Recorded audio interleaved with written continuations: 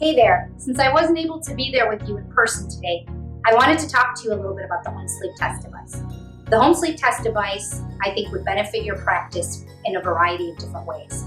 One, it's a great way to screen your patients for underlying comorbidities, hypertensive, your AFib patients, obese, diabetic, your patients that have tonsillitis, breathing problems or snoring at night, tell you that they're really tired and sleepy the next day, obstructive sleep apnea. The second benefit would be giving your patients the convenience of testing on the home sleep test device in the convenience of their home. A lot of patients, one, do not want to go into a sleep lab, and two, they do not want to pay that high deductible. And the third and final reason is that the home sleep test device would create a really great source of revenue for your practice. So the first thing we'll have you do when using the home sleep test device is filling out this questionnaire.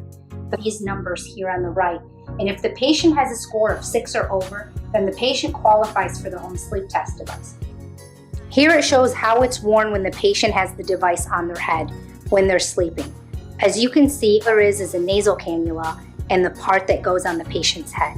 This is a 9-channel device. It actually screens for SpO2, heart rate, snoring, airflow, head movement, head position, EEG, EOG, and EMG. I'll show you the device and how easy it is to use.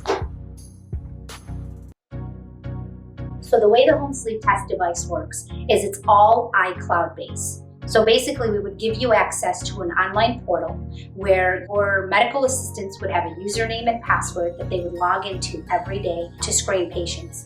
This is the device and that's all there is to it. It's that simple. There's a nasal cannula that goes in your nose and then the rest is a band that goes over your head. And I'll show you how that works. And then the patient will place the device on their head. Place the nasal cannula in their nose and then tighten it from the top of their head. The patient will then press that white button on top. Once the patient has the device on their head and the patient presses that white button, an auto attendant will come on and talk the patient through it. So it'll tell the patient, please lay down, stare at the ceiling. You may now close your eyes and sleep. If any reason during the night the device falls off the patient's head, the auto attendant will actually wake the patient up and say, please place device back on your head. If the nasal cannula comes loose, the auto attendant will come on and say, please tighten your nasal cannula.